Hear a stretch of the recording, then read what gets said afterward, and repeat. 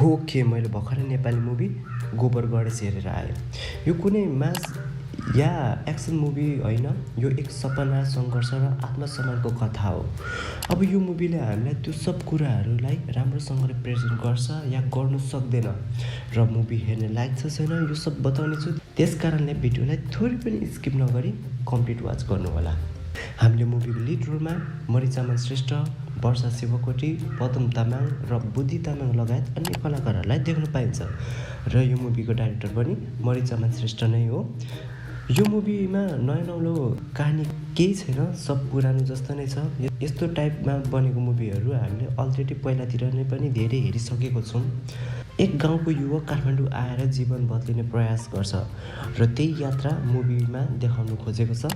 यो मुभी भावनात्मक पक्ष, सामाजिक सङ्घर्ष र वास्तविक नेपाली परिवेशलाई देखाउनु प्रयास गरेको छ।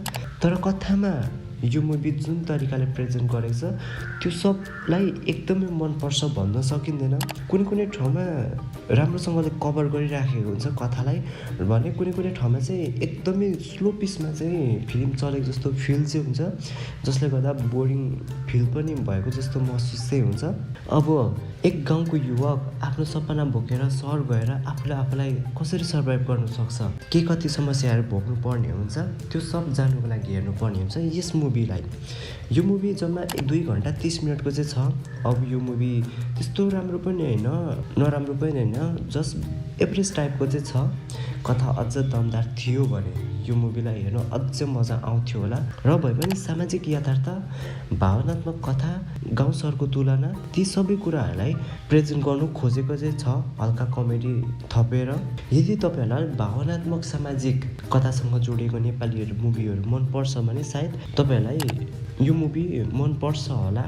र यो मुभीमा सबको एक्टिङ ठिकै टाइपको छ र यो तपाईँहरूले आफ्नो फ्यामिलीसँग पनि इन्जोय गर्न सक्नुहुन्छ यो मुभी हेर्नलाई। यदि तपाईँहरूले यो मुभी अलरेडी हेरिसक्नु भएको छ भने कस्तो लाग्यो कमेन्ट गर्नु नबिर्सिनु होला र भिडियो मन पर्यो भने लाइक सेयर गर्नु नबिर्सिनु होला। र फेरि भेटौँ अर्को भिडियोमा, तबसम्मको लागि।